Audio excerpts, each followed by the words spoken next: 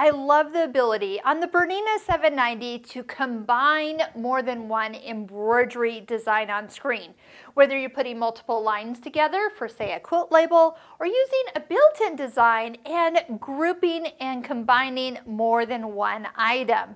So for example, if we were to come over to a built-in design, I noticed that this particular design in the menu here is a chef's hat with a place for a name. So whether it's your last name, the first name, I'm going to show you that to add a second item, that's what this plus is for. So as we touch here, and then what do we want to add? Well, we want to add lettering, so we can come back until we find the lettering option.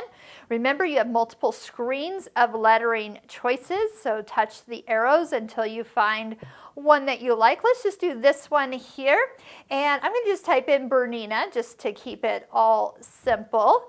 And let's do all capital letters as well. All right, I think that's going to look pretty nice and symmetrical. But oh, wow, it's bigger than I thought it was. No problem. Let's just take the first couple steps for adjusting it. Go into the I for information, and let's start by sizing it down. So as we bring it down to size, so at least fits into this particular hoop, and we can then adjust it from there. We'll just start at that point. The next thing we need to do is move it down into position. You do notice that the rest of the design is kind of grayed out right now, but I can still see it.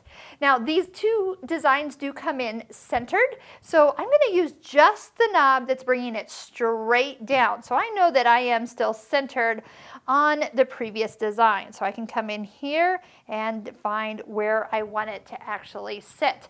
Once it's at that location, should I want to kind of group it all together or do something and move it in another place, these little layers allow me to do something to the word or do something to the design. But if I want to do something to the whole group, I can come here and then I could actually make this whole design move to the side if I want. I could also size the entire design down.